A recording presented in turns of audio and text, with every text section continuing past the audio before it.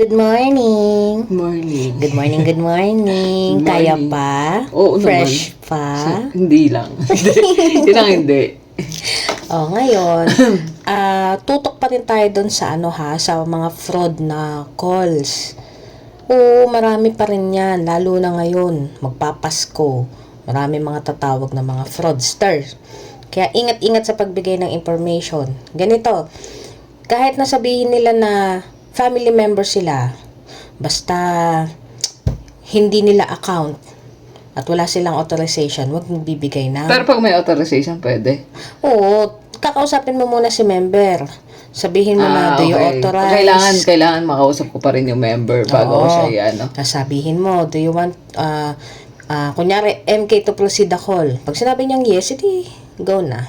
Yan. Pag hindi, hindi. Okay? Siya. Okay. Ready na? Okay. Ring, ring.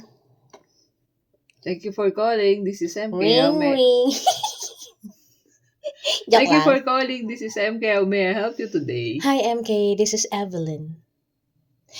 I have my mom here with me, beside me, and we want to transfer $500 to my bank account because I will buy him medicine today. He and some food. You know, Evelyn, you What? called last time. You're not trustworthy.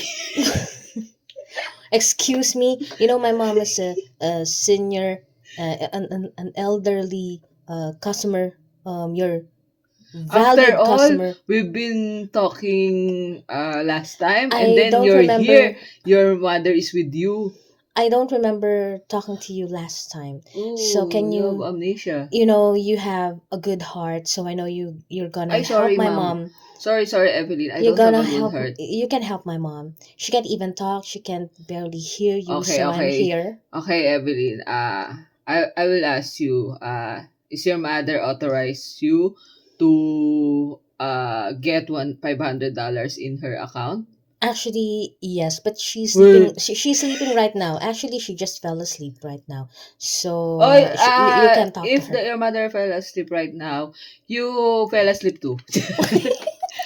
uh, Excuse me. you sleep also. And when and when your mother wake up, or we talk again.